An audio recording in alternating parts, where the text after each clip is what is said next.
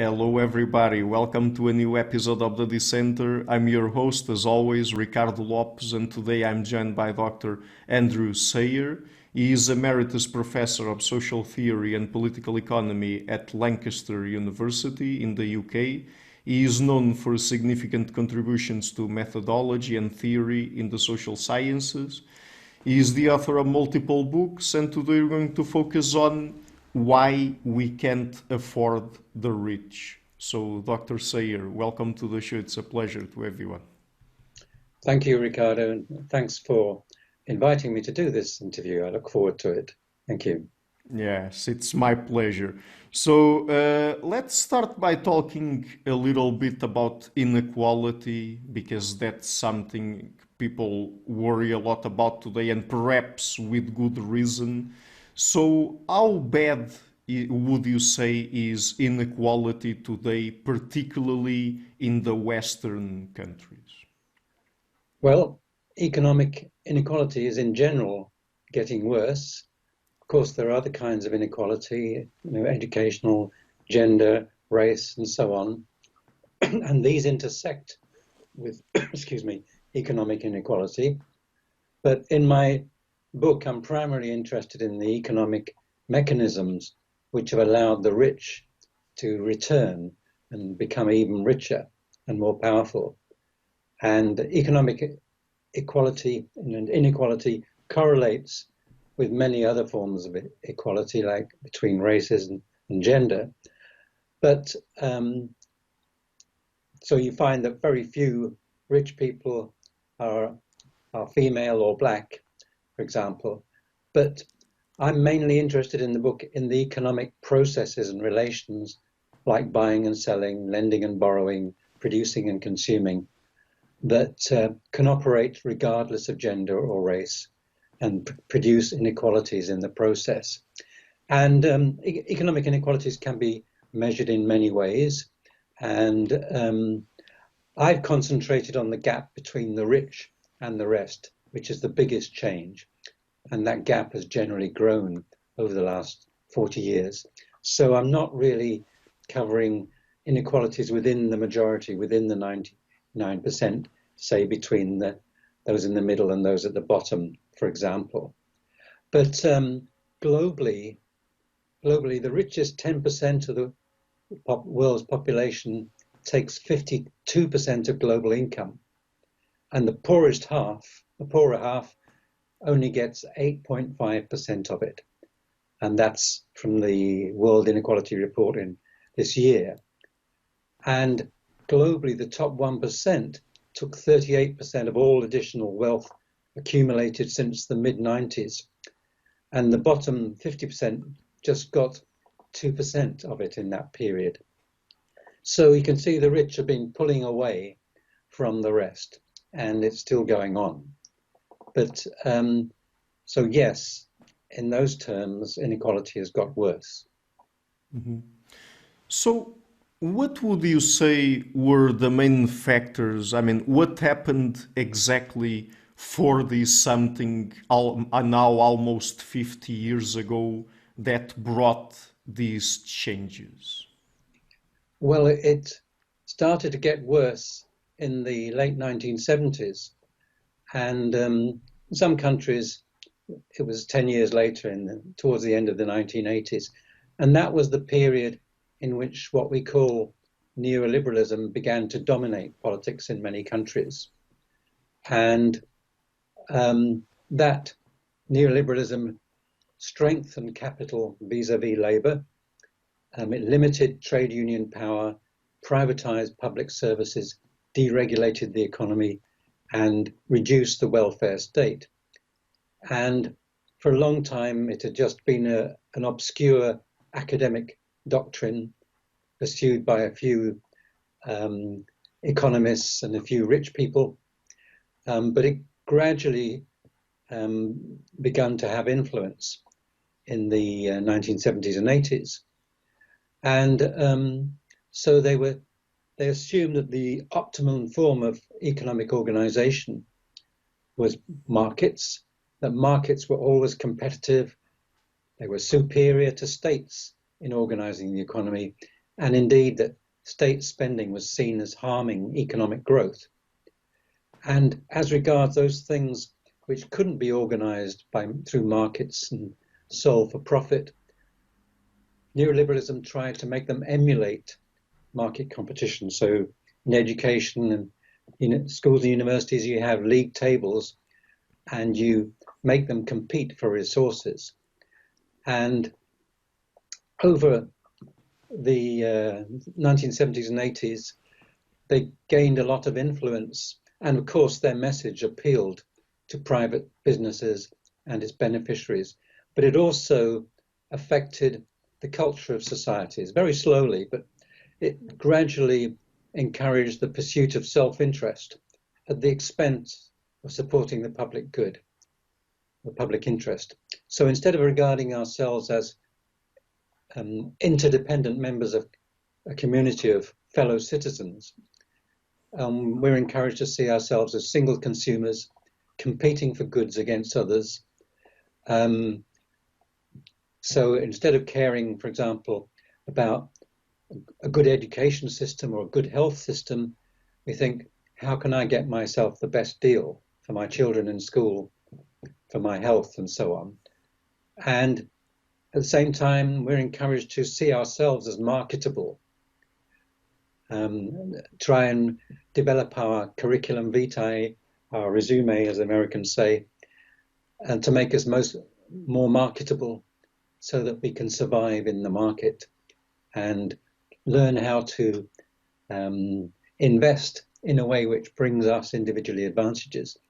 So price is regarded as increasingly as the measure of everything. And so, for example, in Britain, the government now evaluating universities according to the salaries that their graduates are able to earn when they leave university.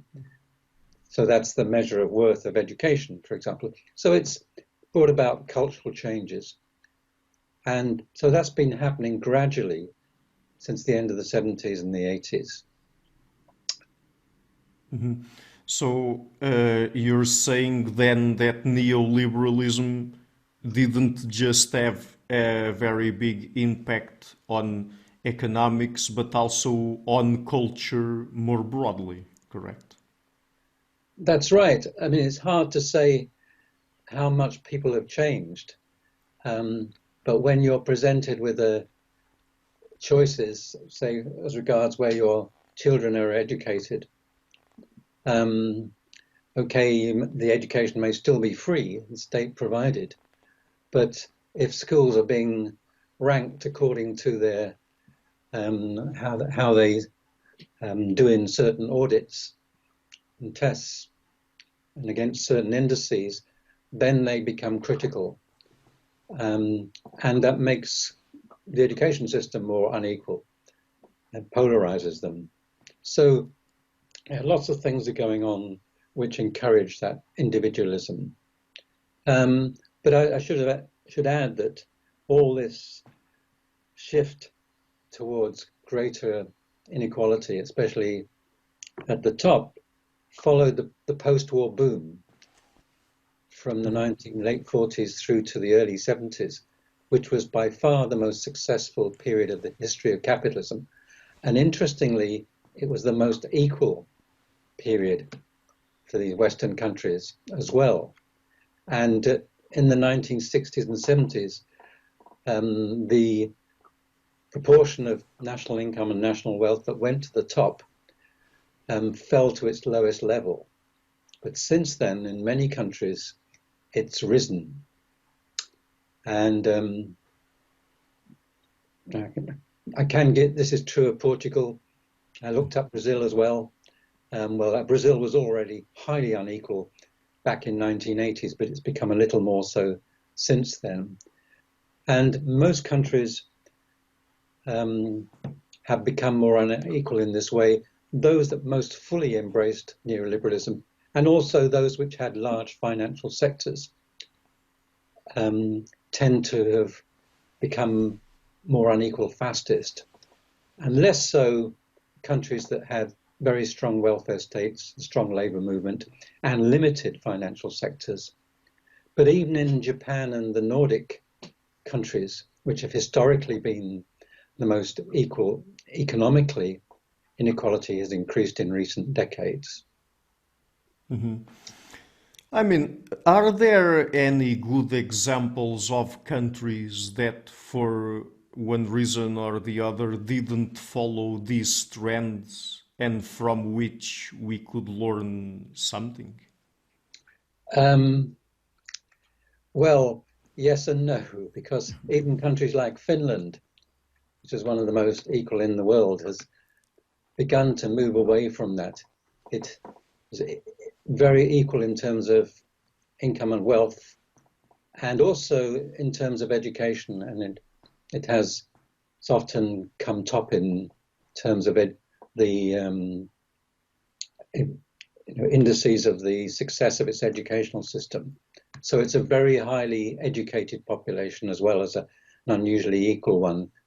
But I understand that there's been some move away from that strong policy of supporting equality, even there. So, okay, countries like mostly actually the English-speaking countries, so the UK, US, Canada, Australia, New Zealand, they've become very much more unequal. And Southern European countries and Northern European countries, less so, but it's still quite clear. So, for example, I looked up Portugal, and in last year, the richest 1% got 11% of national income. And the richest 1% in terms of wealth got 28% of national wealth, sorry. Brazil, the richest 1% got 26.6% of national income. And the richest 1% in terms of wealth got an astonishing 49%. So Brazil is much more unequal than Portugal.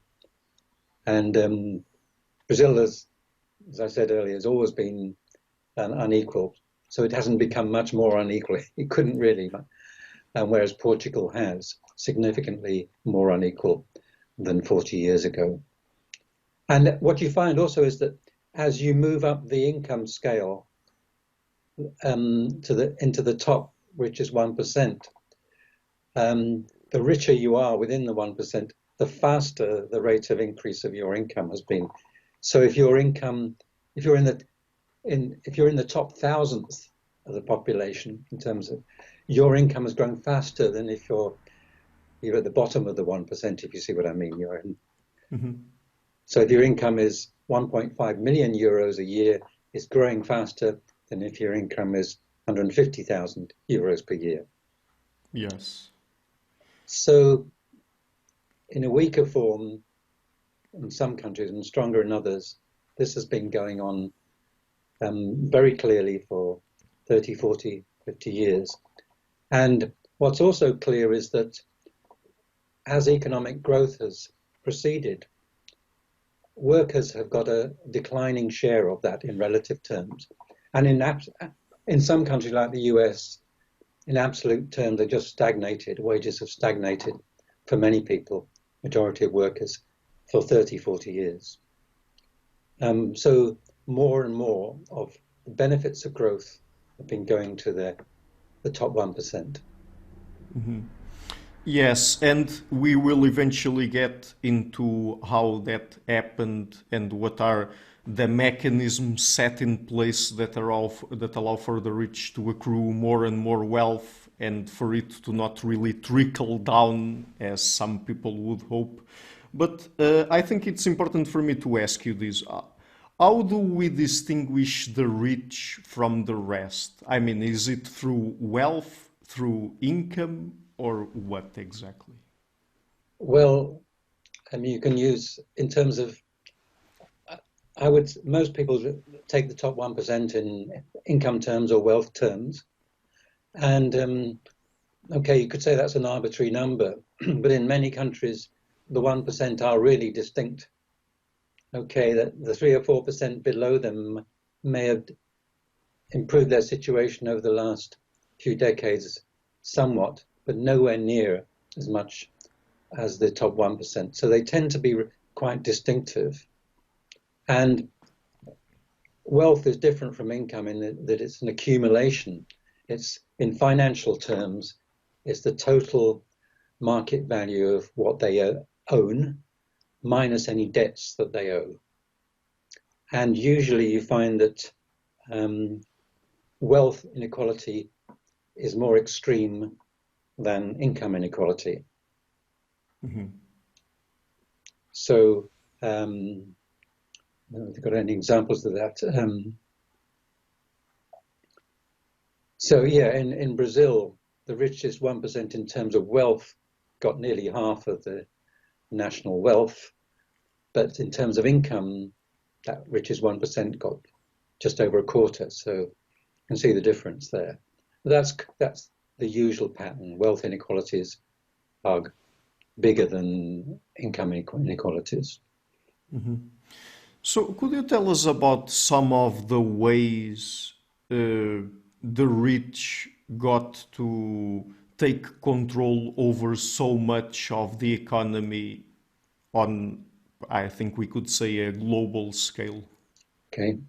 Yeah, well, most basically, the answer is due to something which has long been true, even before they started to get rich, which is the simple fact, the way in which property rights are defined, and the fact that there's no upper limit on how much anyone can own.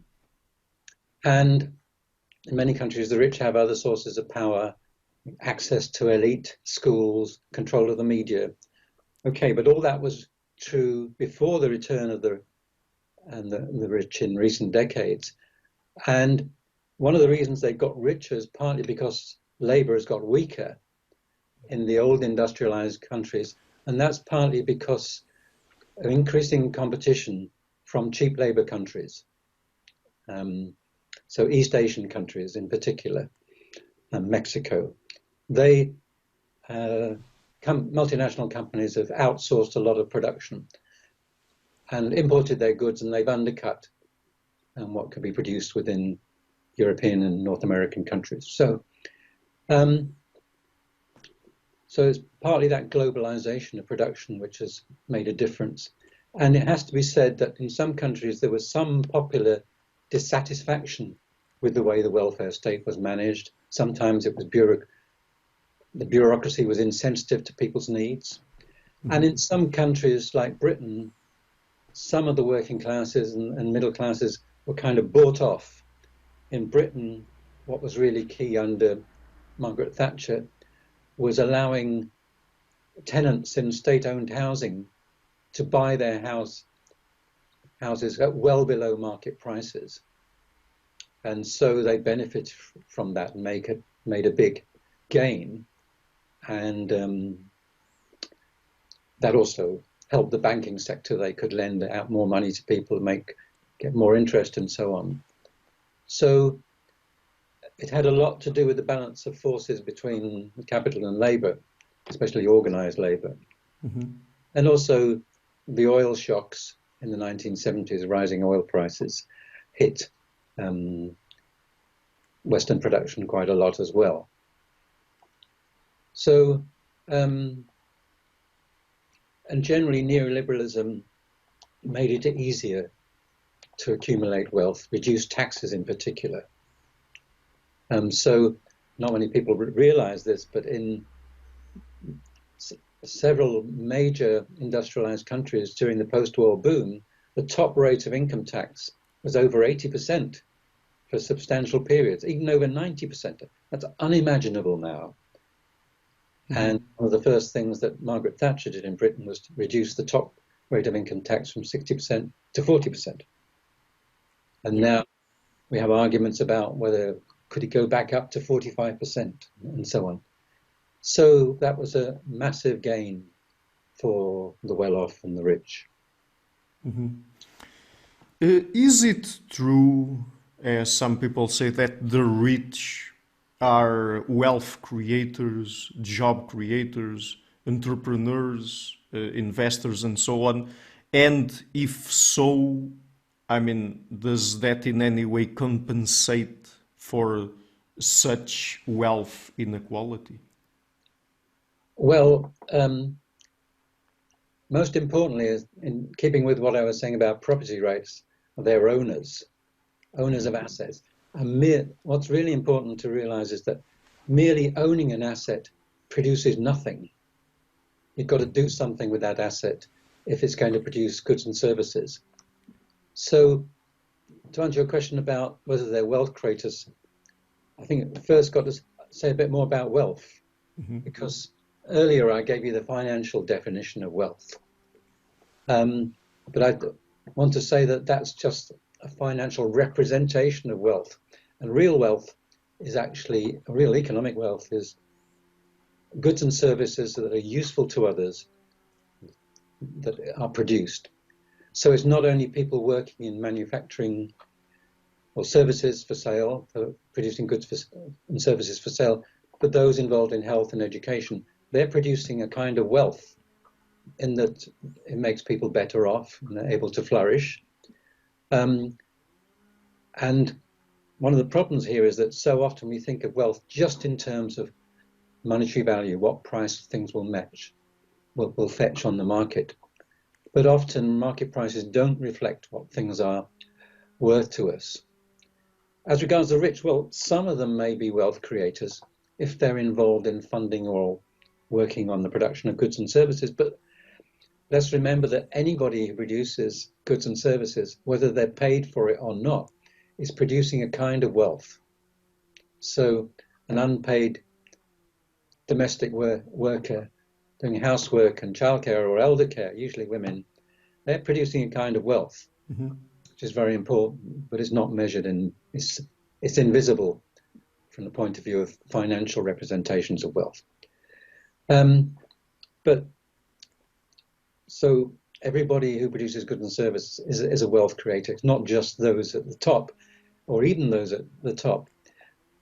The rich may be wealth creators if they fund or work on the production and distribution of goods and services. But the primary reason why they get more money from this than workers is that they are likely to own the business and control it, and as such to be entitled to decide what should be done with the revenue. That's the key thing, ownership and control. Even if it's a chief executive officer who's nominally an employee, he or she has the power to decide what is done with the revenue, whereas the workers do not. They have to simply try and bargain what they can get in terms of wages, and that depends upon how scarce they are, how replaceable they are, how organized they are. So ownership is crucial. Simply by virtue of property rights, the owner of the business decides what happens to the revenue. How much of it can they use to pay themselves? How much should they reinvest? How much should they speculate with it? You know, they can do what they like. And the employees don't have any rights over that, which has become wholly normalized, but I think it's extraordinary. So, okay, some of the rich may be involved in helping to create goods and services, therefore wealth creators, along with their workers. Okay, but many of the rich get their income without producing goods or services or contributing to their production, just by owning businesses which have assets that others need or want. And likewise, landlords and moneylenders have assets that other people need or want because they need somewhere to live. And even once those houses or property have been paid for, the owners, the landlords, can still charge rent for them for nothing in effect. Okay, they've got to pay for maintenance, any management costs, but over and above that, it's something for nothing. So it's and if you're going to get, say, 10,000 euros a year from rent, that money only has value if there are goods and services people produce that can be sold, that you can buy with them. So in effect, you're getting a free lunch at their expense. you don't have to provide anything in terms of more than maintenance, say, if you're a landlord, but you get rent over and above that. And same goes for lending money at interest, because interest is money's rent. Mm-hmm. So it allows people to get money in their sleep, as John Stuart Mill said. And it's interesting that if you try looking at books on how to get rich, or videos on how to get rich, and I saw one just yesterday by an American called Chase Andrews, and the title was "How to Make $100,000 in Passive Income and Travel the World." And passive income is a euphemism for unearned income, income that doesn't have to be in payment for goods and services that you've worked to produce. Mm-hmm. And all the books on how to get rich will tell you it's not enough to work hard. You may not even have to work hard at all. What you need is control of assets, which other people don't have and need or want. And then you can charge them for it. Mm-hmm. That's pretty much where unearned income comes from. Land and property, the obvious examples, but there are other ones as well, which we can go into. Mm-hmm. Should we care about how the rich spend their money? Yes. If you're very rich, it's hard to find things to spend your money on that you'll actually have time to use. Okay, you might have 4 or 5 houses, each one on a different continent or something like that. But the more you have, the less time you can spend actually using them. You may have an income that's 1,000 times that of an ordinary person, but you're not going to buy 1,000 TV sets. So the richer they are, the smaller the amount of their increases in income they spend on consumer goods, even things like yachts. So what they tend to do is buy more assets that will bring them still more unearned income and enlarge their wealth further. And as some CEOs admit, some of the super rich admit, they don't actually need more money. They just want to get a higher score than other rich people and move up the league table of the rich and super rich and gain status. So that's one thing, but it also matters how they spend their money, because it seems to be, I would say, a gross misallocation of resources to spend money on people having not just a second home, but a third and a fourth and a fifth, and have 1, 2, 3, 4 massive yachts and things like, at a time when so many people can't even get a basic level of income. And the environmental consequences of their consumption are terrible as well. Their carbon footprints are 1,000 times bigger than average. And they also, just by their lifestyle and the promotion of their way of life, they encourage others to emulate that luxury consumption, which is unlikely to make people happy. Lots of studies have shown that once people get above a certain level in their income, additional increases in income don't really make them any happier. And also many of them have a stake, many of the rich have a stake in the continued exploitation of fossil fuels and a stake in the election of governments that support the accumulation of wealth. So it does matter where they spend, how they spend it. But it matters even more how they get it and why they should get it in the first place. Mm-hmm. But since it matters where they spend their money, are there any good ways that they spend their money, for example, when it comes to philanthropy? Well, sometimes philanthropy may benefit others. It will always be possible to find examples where particular groups of people have benefited from philanthropy.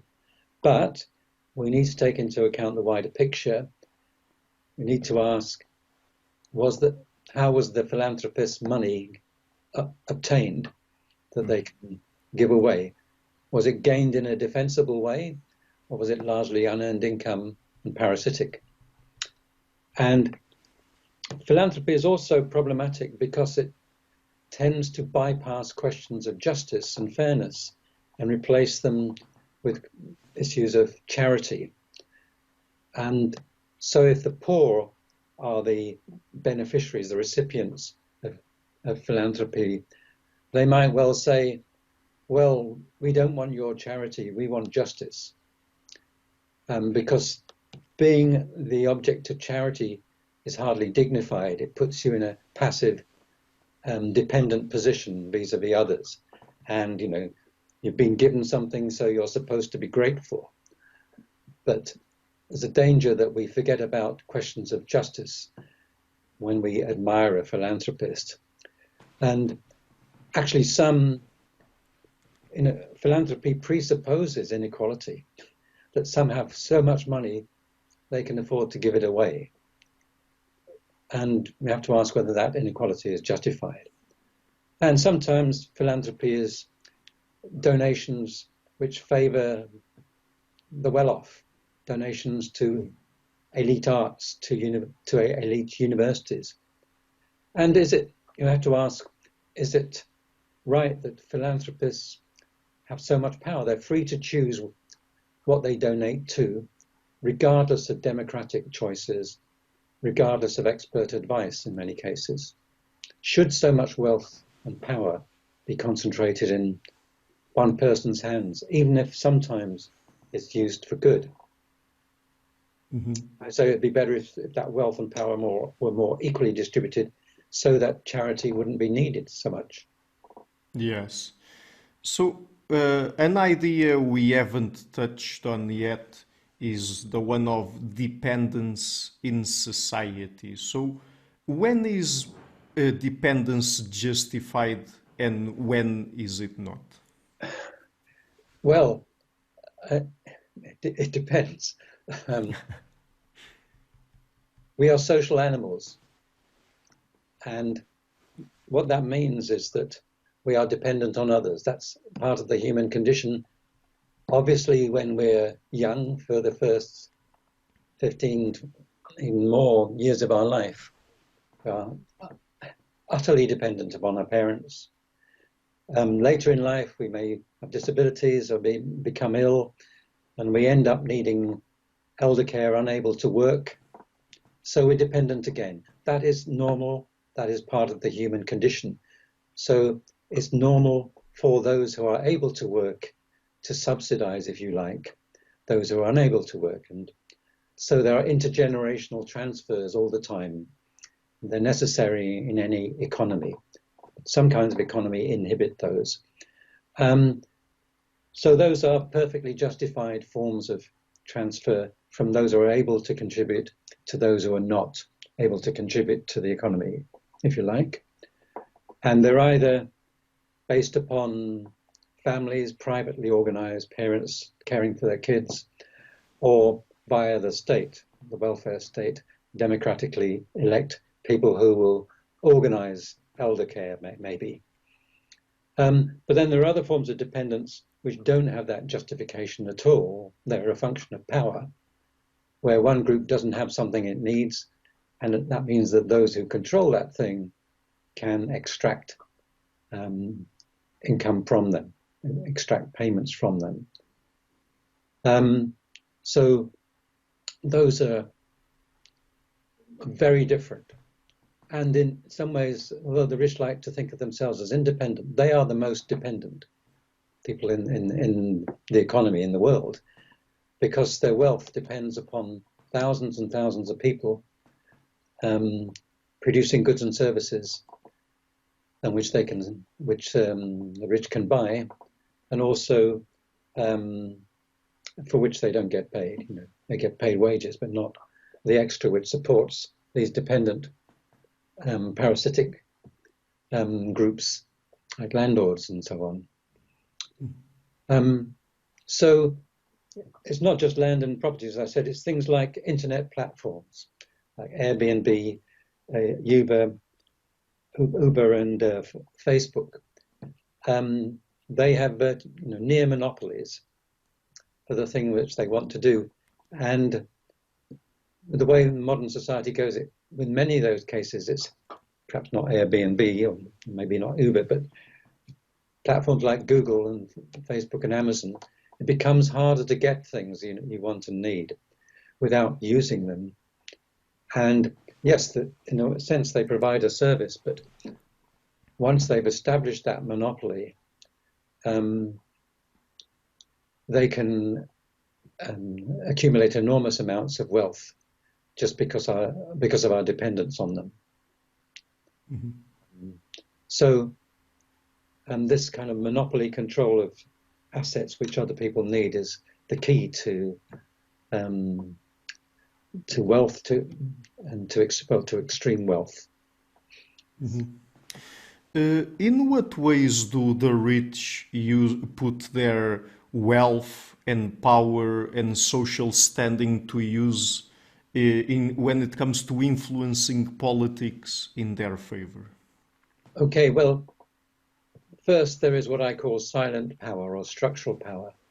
If you're in control of a major energy company, for example, or a company in which loads of people with pensions have their pensions invested in, like BP or Shell, for example, still, then, and also your company is enormous, bigger than than national income of some countries, then even without doing any lobbying, you have tremendous power, because governments are understandably very cautious about restricting what you're doing, because the consequences could be very serious for a much wider group of people. So loads of people's pensions could fall in value, perhaps.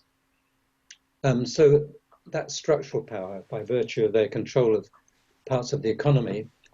But there's also other sources like control of the media.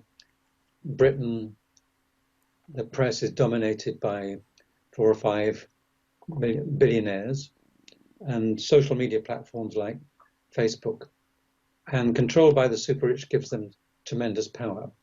And so political parties have to keep them happy and allow them plenty of autonomy. But there is also political lobbying, and lobbyists act on behalf of companies and attempting to control policy. And of course, because firms have specialized knowledge of their line of business, they have a lot of power simply by virtue of that. So there's an asymmetry of information and power between the government minister and the lobbyists for a group of companies. And so they can influence how different parts of the economy are regulated. They're not necessarily against regulation. They just want regulation on their own terms that favors them rather than the public in many cases. And there have even been cases where lobbyists have been invited to write legislation, to draft legislation. And so you can imagine when you've got, say, financial sector lobbyists who know about all sorts of highly complex and incredibly obscure financial products. It's hard for governments to know what to do with them, even if they want to do anything with them. And then there's think tanks, and they have a lot of political influence. They like to appear as neutral, but many are funded by dark money. That's money coming from donors, individual or corporate, who want their identities concealed. And so, for example, in the UK, there's a neoliberal think tank called the Institute of Economic Affairs, and their representatives regularly appear upon television programs, and they're simply introduced as economists, as if they were working for a neutral academic institution, and they're not. Mm-hmm. Some think tanks declare everyone who supports them financially. Others don't, but they are important. And then there's all sorts of forms of corruption, where elected politicians promote the interests of particular firms or sectors in exchange for favours, payments or future jobs. And in the COVID crisis in Britain, many firms have got contracts, very generous contracts, with hardly any vetting, because they know senior conservative politicians. And billions have been wasted in many cases on that. So people talk of a revolving door between government office and working, say, in the financial sector. So we have a Chancellor of the Exchequer, the Minister in charge of the economy. He used to work for Goldman Sachs, a hedge fund, and no doubt one day he'll return to them. And his actions have been fully in support of the kind of activities that he used to engage in as a member of the financial sector. And finally, there are personal connections, shared background. I think probably the UK is exceptional on this, but no less than 20 British prime ministers went to the same school, Eton College. Many went to Oxford as well. Mm-hmm. And it's extraordinary that the government in many countries is full of people who come from this very tiny, very powerful class. They know each other and they have the same view of life, view on the world. Mm-hmm.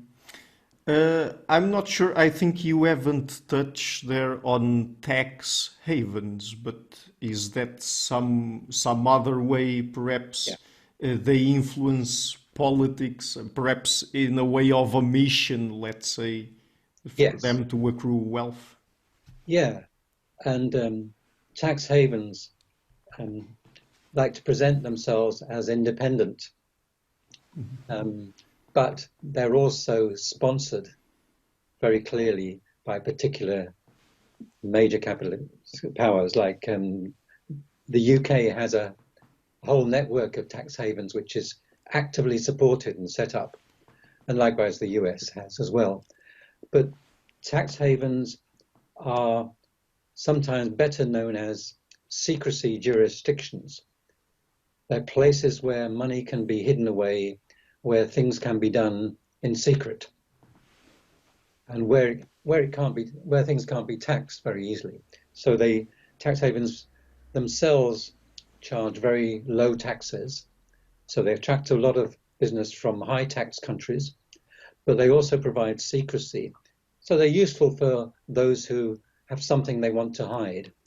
And historically, anyone could deposit money in a tax haven bank without asking any questions being asked about where the money comes from. So they would get someone in the tax haven to become a nominal owner. And sometimes there are whole chains of nominal owners.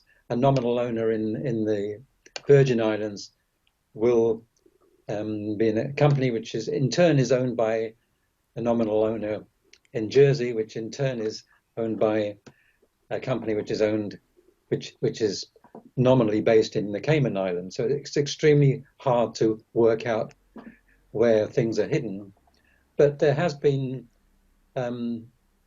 some regulation, some anti-money laundering legislation recently, and the OECD, the Organization for Economic Cooperation and Development, has increased the regulation of most tax havens.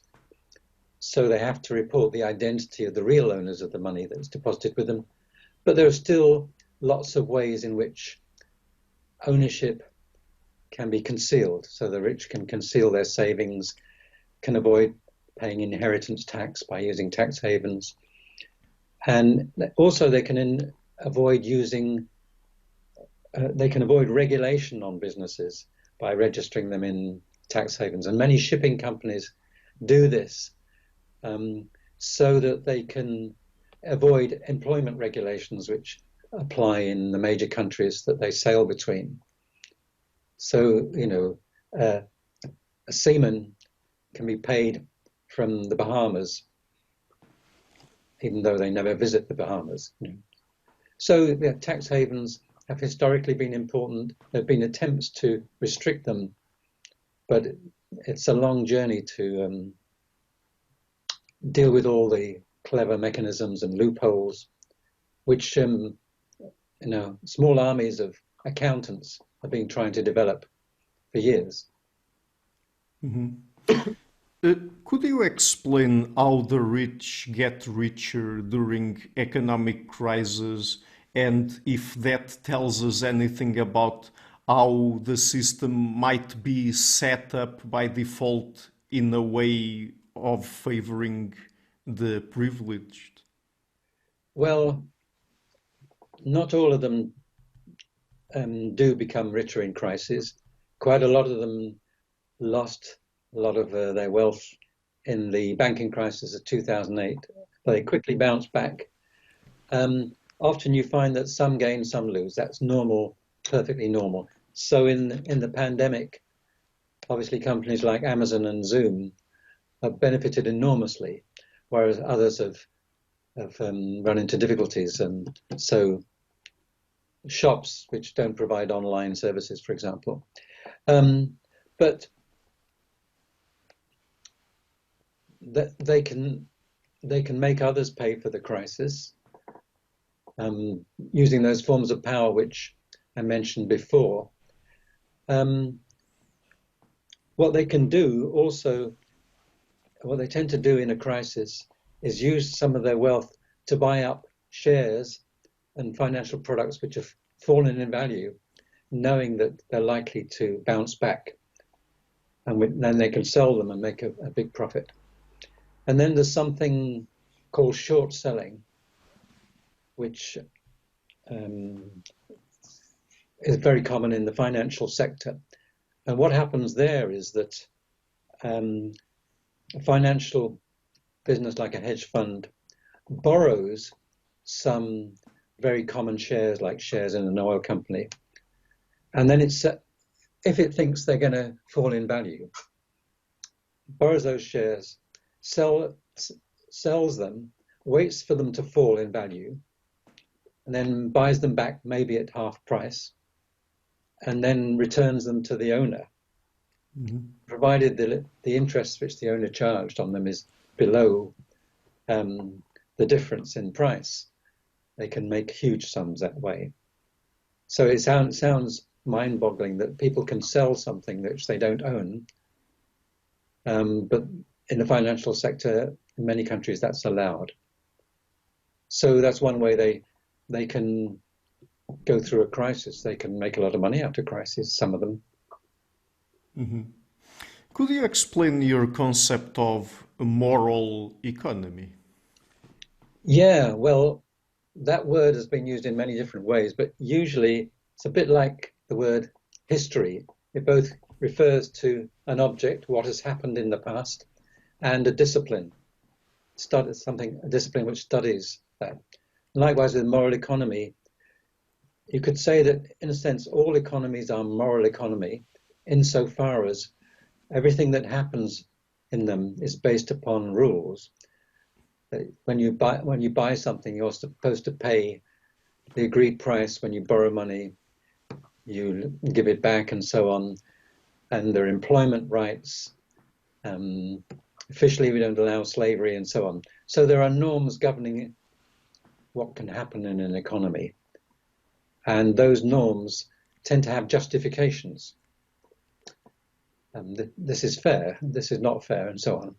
But this is where moral economy as a discipline comes in, because it studies and evaluates the justifications of these norms which underpin the way we do things in an economy. And so the moral economy which I try to develop in Why We Can't Afford the Rich is particularly focused on property relations. And okay, people need the clothes they wear, that's property. They need a place to live. And you say, well, that should be their property as well. Those are good justifications, but they're used to justify things like owning vast amounts of land, and so you can charge other people for access to it. So moral economy can be both an object and a way of studying. In my book, it's primarily a way of looking at economies, which is interested in the justifications of the way things are done, rather than just assuming that they're natural or inevitable. Mhm. Would you say that in our current economic system, the income of individuals really reflects the value they contribute, of what they contribute? Sometimes, and then usually by accident, but mostly it's largely a coincidence if they do. And let's remember, as I said earlier, that lots of good beneficial work isn't paid at all. But you might say, well, in markets, surely people are rewarded for providing what other people need, for doing good work. You pay a bit more for a meal which is really good quality than one which is average, perhaps. So maybe the workers should be rewarded, but things aren't that simple, because the relationship between what people get in pay and the quality and quantity of what they produce is affected by other things. So, for example, in some kinds of work, it's easy to increase productivity through automation. So in many kinds of manufacturing, that is the case. And so you can produce more, and each unit of output can become cheaper. And that allows space for the workers to be paid a bit more as well. And you can offset that because you're selling more. But if you take someone like a care assistant looking after old people, it's very hard for elder care and childcare to increase their productivity without reducing the quality. And if you pay care workers, who are generally very poorly paid, if you pay them more, then nobody will be able to afford to buy their services, or a few people. So you see there's a disconnect between what you might say is their work is, how much their work is benefiting people, and what they're paid. And actually, let me quote two authors who are normally associated with the right. One is Friedrich Hayek, who was one of the biggest influences in neoliberalism. Mm-hmm. And he didn't believe that markets very strongly reward people for good work and so on, and penalize them for poor work or the wrong kind of work. And he actually said there's a lot of accident involved and a lot of luck. And he actually worried in one of his books. He said, should we perhaps not tell our children that this is the case unless it demotivates them? Should we hide from them the fact that some people who are not particularly worthy do well, and other people who are doing good work don't get paid very much? But he was quite honest about that, you know. And also Adam Smith, he said that you might think that many people think that differences in pay are due to differences in intelligence and effort. But he thought that the differences between somebody who just does a low-skilled job and somebody who's a philosopher or a scientist or runs a business or something is basically down to the division of labor. That if you have, say, 10% of the jobs which are low-skilled, they're created and designed to be low-skilled and low-paid and insecure, then 10% of the workforce will have that kind of job, no matter how clever they are or how hard they work. So he says it's the other way around, actually. If we've got a hope of good prospects of getting a good job, then we can easily be motivated and be confident and see some point in education and training. And if we're not, then what's the point? we're not going to get a good job anyway, you know.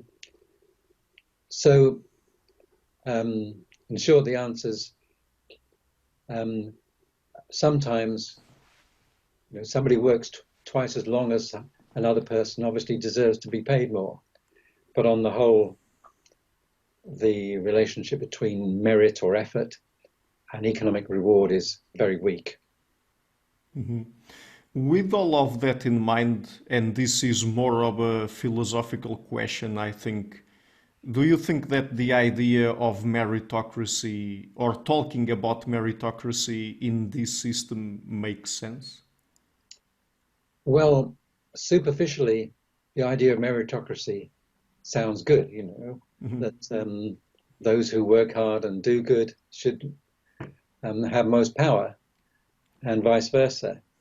But for the reasons I just said, um, in a very unequal economy, and that isn't the case.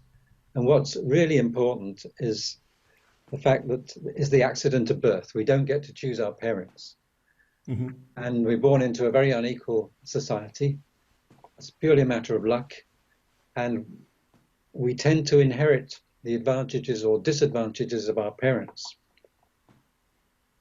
And that has a huge influence in our most formative years.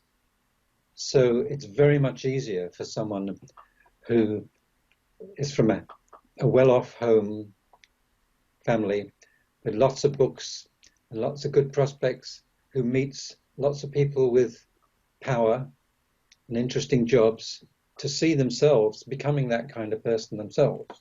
Mhm. Conversely, very much harder for someone who doesn't know anyone like that, whose own parents are not in that kind of job, and who don't have much money anyway, and don't have many books at home and so on.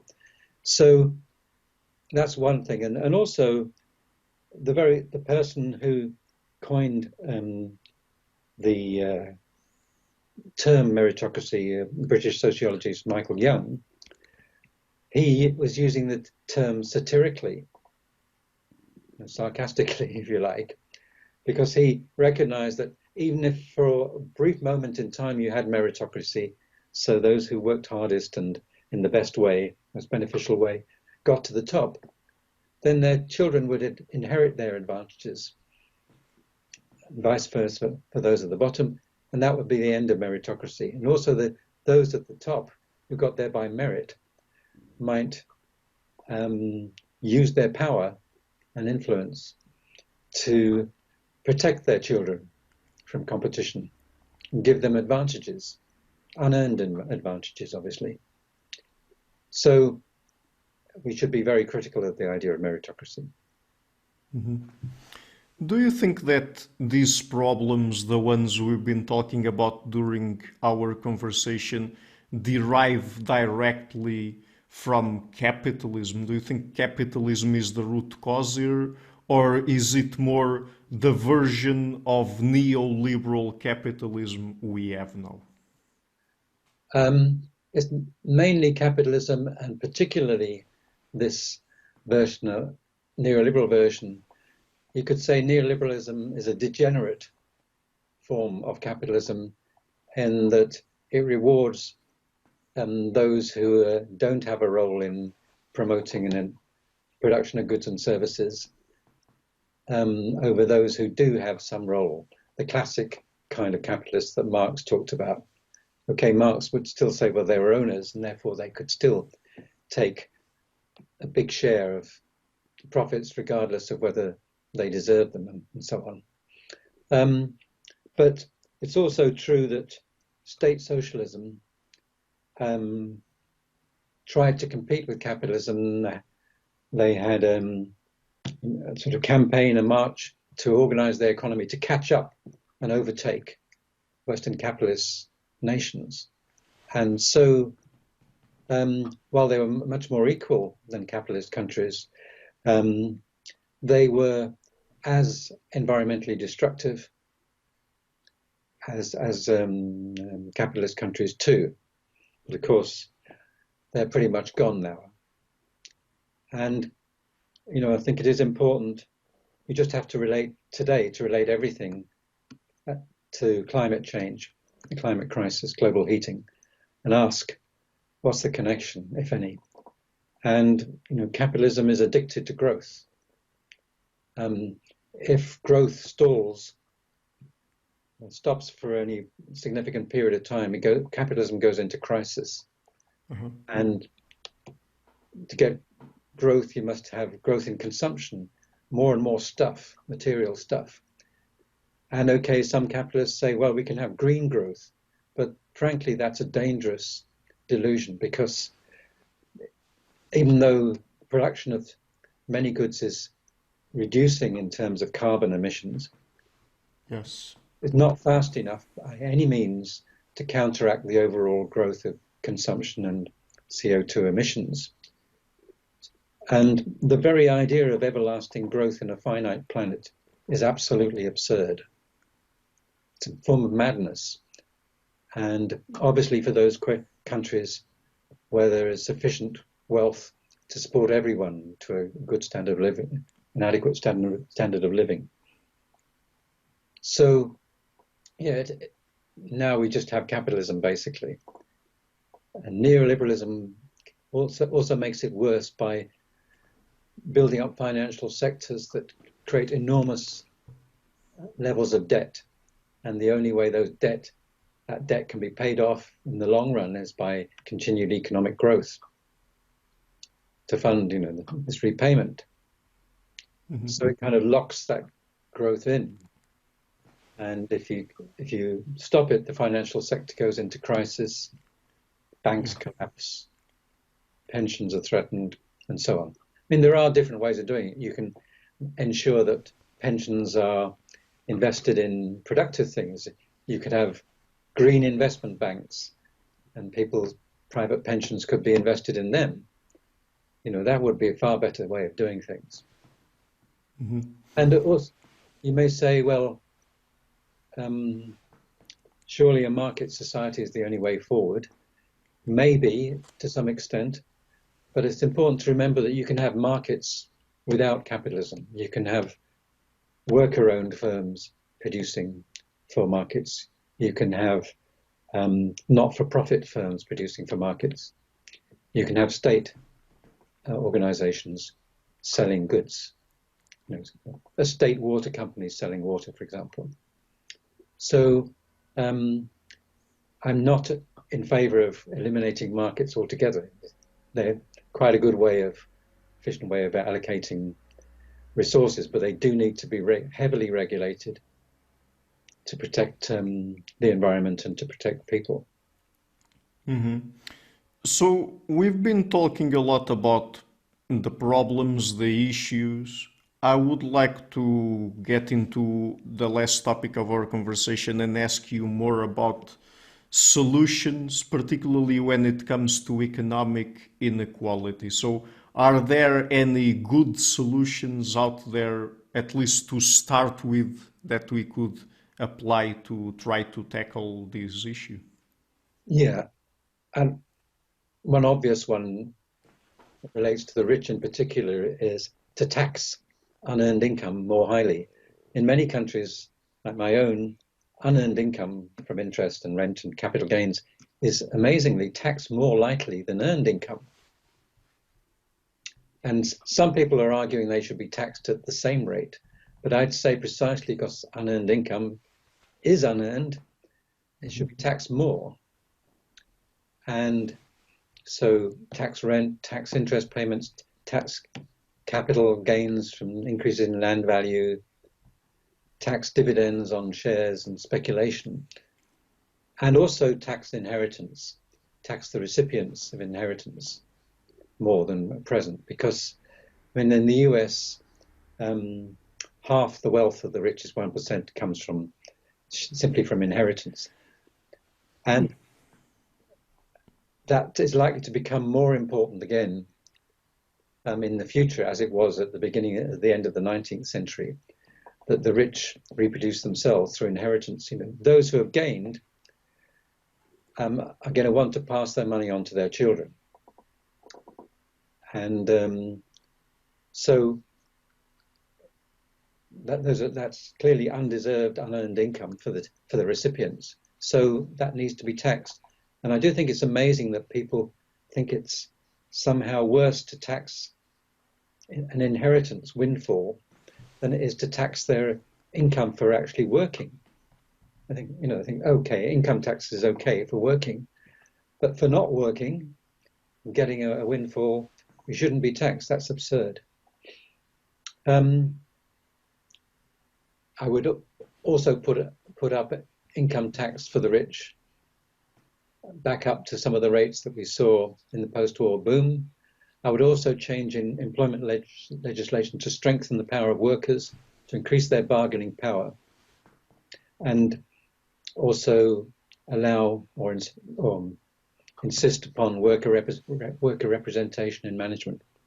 I mean, there are other suggestions I make in the book, but, as we're coming to the end, I guess,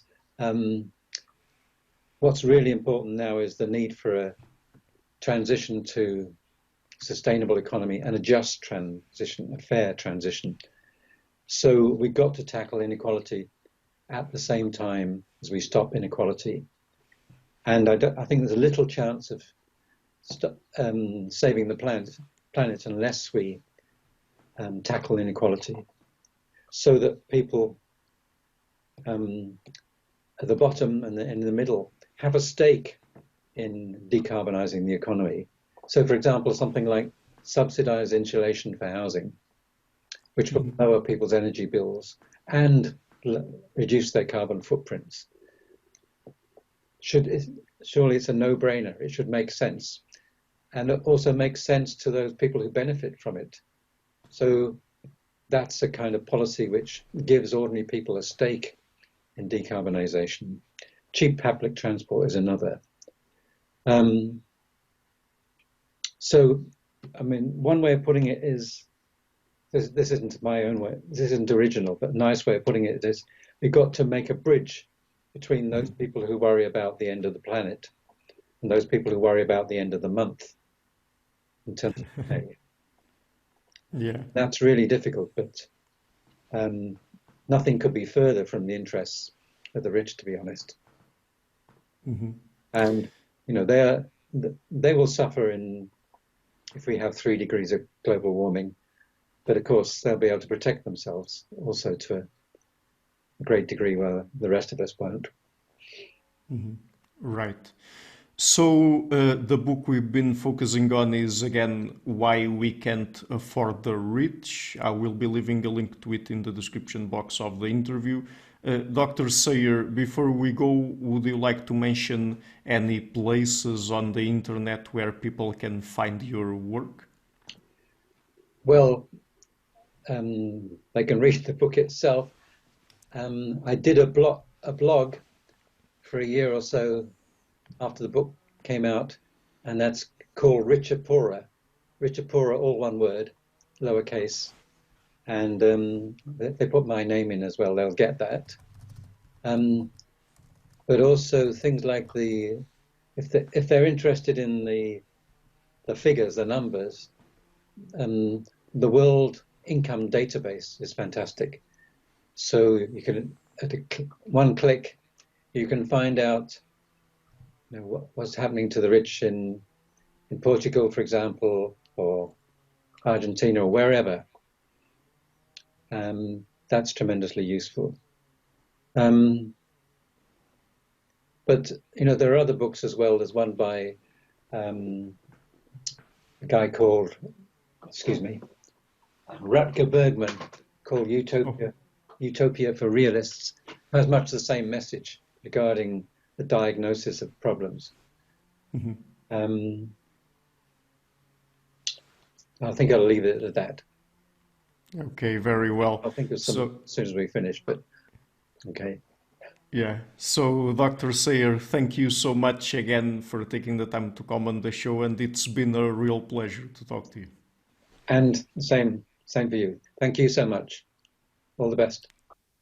Hi guys, thank you for watching this interview until the end. If you liked it, please share it, leave a like and hit the subscription button. Please also consider supporting the show on Patreon or PayPal. All of the links are in the description of the interview. This show is brought to you by Enlights Learning and Development Done Differently. Check their website at enlights.com.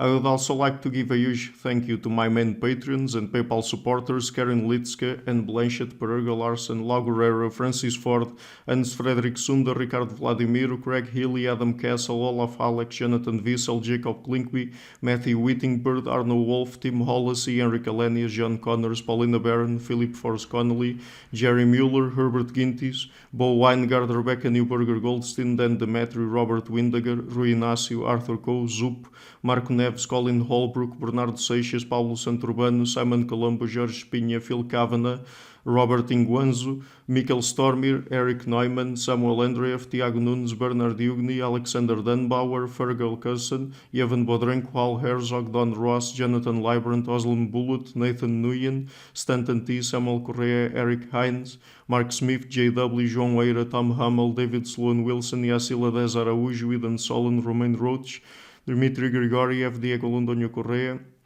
Tom Roth, Yannick Punter, Adana Rusmani, Charlotte Bliss, Nicole Barbaro, Adam Hunt, Pavel Ostazewski, Nelek Bach, Catherine and Patrick Tobin, Al Ortiz, Guy Madison, Gary G. Hellman, João Linhares, Lida Cosmidis, Saima Afzal, Adrian Yegi, Nick Golden, Paulo Tolentino, João Barbosa, Jules Price, Edward Hall, Edin Bronner, Franca Bortolotti, Gabriel Pontes Cortez, Ursula Litske, Denise Cook, Scott, and Zachary Fish. My producers is our web, Jim Frank, Lucas Tafinia, Kian Gilligan, Luís Caetano, Tom Vanagdam, Curtis Dixon, João Linhares, Benedict Mueller, Vega Guidi, Sardas France, Thomas Trumbull, and Nuno Welder. And my executive producers, Michel Rugieski, Rosie, James Pratt, Matthew Lavender, Sergio Quadriano, and Bogdan Kanivets. Thank you for all.